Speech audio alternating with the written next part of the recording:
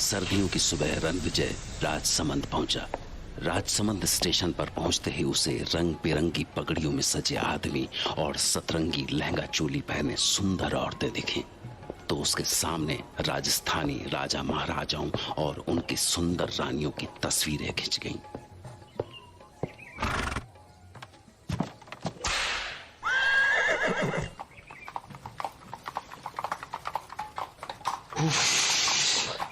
राजसमंद की सर्दी 10-12 डिग्री तो होगा।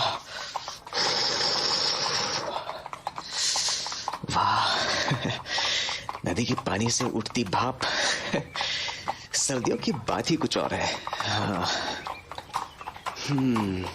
यहाँ पर जरूर ही डैनी डिकोस्टा के महल के बारे में पता चल ही जाएगा। हिंदुस्तान में सबसे ज्यादा अंधविश्वास इसी इलाके में थे। खून पी जाने वाले प्रेत, रात को भेड़िया बन जाने वाले इंसान और न जाने क्या क्या। उसे लगा कि सफर मजेदार होने वाला है। पहाड़ियों के बीच में से होकर जाने वाले घुमावदार रास्तों ने उसका मन मोह लिया। जगह जगह दिखने वाले सुंदर किले के नजारे, खूबसूरत वादियां, झीलें और झरनों से टकराकर बहने वाली हवाओं ने उसे जैसे किसी और ही लोक में पहुंचा दिया। वाह, लगता है किसी परियों के देश में आ गया हूं। इतनी सुंदर जगह के बारे में जाने किन बेवकूफों ने ये अंधविश्वास फैलाए होंगे। रानी की सराय, हाँ ये है। डैनी ने अपनी चिट्ठी में इसी होटल में ठहरने के लिए कहा था। हाँ, वो एक पुरानी इमारत थी, जैसे पुराने वक्त में रजवाड़ों के कोतवाल या मंत्रियों की कोठियां हुआ करती थी। उसके तांगे से उतरते ही एक बूढ़ी औरत निकलकर सामने आई। कम्मा गणेशा। हाय, मैं रणविजय। आ गए तुम। आओ आओ, कैसा लगा हमारा राजसमंद? मैं थारा ही इंतजार कर रही थी। आओ सा, आओ। थारा कमरा दिखा दूं? अंदर नहाने का गर्म पानी, तौलिया, सब कुछ है। और भी कुछ चाहिए हो तो बोल देना सा। हाँ, थारे वास्ते ये चिट्ठी मिली थी मारे को। बुढ़िया ने रणविजय को एक लिफाफा थमाया। रणविजय ने कमरे में पहुंचकर खुद को बिस्तर पर फेंक दिया और फिर वो चिट्ठी खोली। थकान से जान निकल गई। देखूं क्लाइंट ने क्या लिखा है। 4 दिसंबर। राजसमंद में तुम्हारा स्वागत है दोस्त। मैं बेसब्री से तुम्हारा इंतजार कर रहा हूं। कल 3 बजे तुम्हारी रत्नागढ़ की यात्रा शुरू होगी। रानी की सराय से निकलकर काली घाटी पहुंचना। वहां मेरी शाही बग्घी तुम्हारा इंतजार कर रही होगी। मुझे यकीन है कि तुम्हें ये सफर बहुत अच्छा लगेगा। तुम्हारे इंतजार में तुम्हारा दोस्त डैनी डिकोस्टा।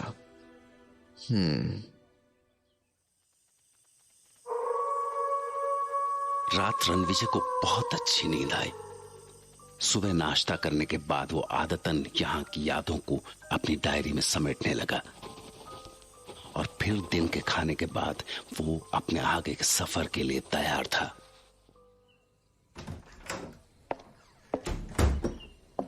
हाँ आंटी जी, तो कितना पैसा हुआ आपका?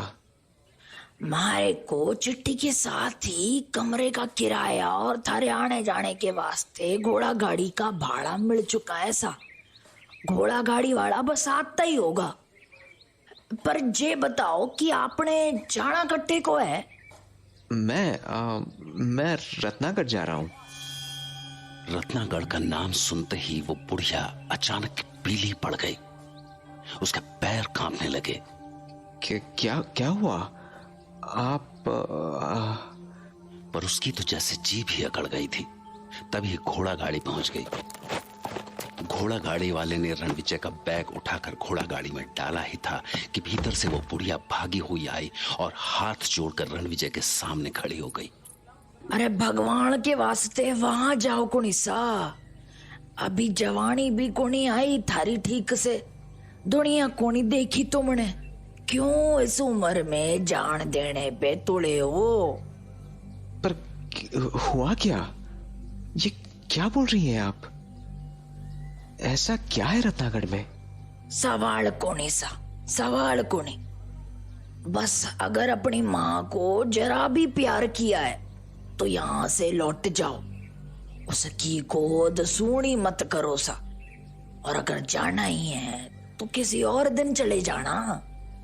हाँ, किसी और दिन? पर क्यों?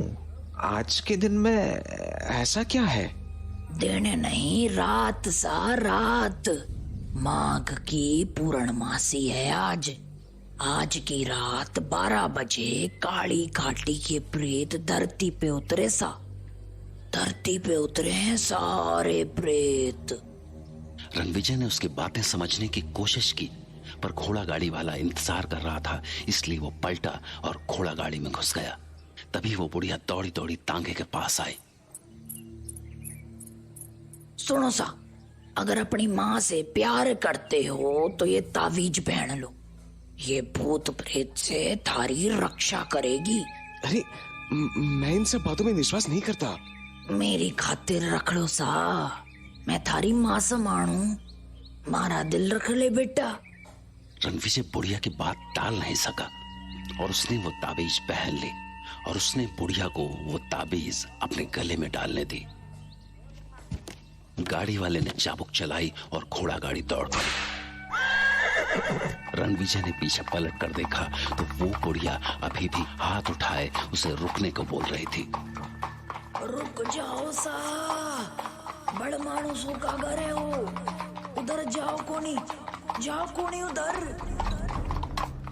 रणविजय को बुढ़िया की बातें उलझन में तो डाल रही थी, पर उसे काम भी पूरा करना था। उसके बॉस और डैनी के बीच एक बड़ी लैंड डील होने वाली थी और इसकी सारी जिम्मेदारी रणविजय पर थी, जिसके लिए उसे रत्नागढ़ पहुंचना ही था। फिर उसने बुढ़िया के दिए हुए ताबीज को छुआ। जाने वो बुढ़िया की बातों पर यकीन कर पा रहा था या नहीं, पर हाँ, वो अंदर से डरा हुआ जरूर था। चिट्ठी में लिखा था सर कि आपको काली घाटी छोड़ना है जी। आप वहां उतर के करोगे क्या? हाँ जी, वहाँ से मेरे क्लाइंट मिस्टर डैनी डिकोस्टा की तरफ से सवारी आएगी। बहुत खतरनाक जगह सर, काली घाटी प्रेतों की घाटी है। प्रेत का नाम सुनकर रणविजय कांप उठा। रणविजय को समझ में नहीं आ रहा था कि तांगे वाले को रत्नागढ़ पहुंचने की ऐसी क्या जल्दी थी। वो इतनी रफ्तार पर भी ऐसे तीखे मोड़ काट रहा था कि रणविजय की जान गले में आ रही थी। अरे अरे भाई, जरा धीमे चला लो, टांगा पलट गए तो दोनों मर जाएंगे। और तांगे वाला तो जैसे बहरा हो गया था। तांगा भगाने का जैसे कोई जुनून सा सवार था उस पर। सूरज ढलने लगा था। झिंगुरों की आवाज ने माहौल में सिहरन पैदा कर दी थी और कंपा देने वाली ठंडी चांदनी रात के बीच तांगे के आगे लगी 2 लालटेनें रास्ता दिखाने की कोशिश कर रही थी। अरे तांगे वाले, आपको हुआ क्या है? आप क्यों घोड़ों की जान लेने पर तुले हैं? क्योंकि सर हमें आधी रात से पहले काली घाटी पार करनी है। क्यों? आधी रात के बाद ऐसी क्या आफत आने वाली है काली घाटी में? मौत का डेरा है काली घाटी। आज के पूरे चांद में जो आधी रात को वहां रुक गया, कभी वापस को नहीं लौटा। तो कब तक आएगी काली घाटी? हाँ हाँ, चल चल चल मेरे बच्चे, चल चल।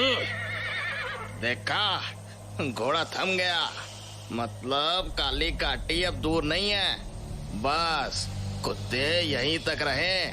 हाँ, क्यों? क्योंकि काली घाटी से भड़मानुसों का इलाका शुरू होवे।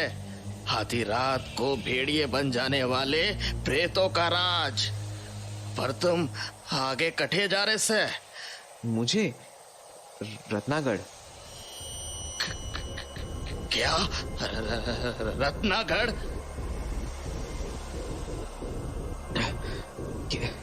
क्या हुआ आपको? ऐसा क्या है रत्नागढ़ में? पर उसकी बात का कोई जवाब नहीं आया।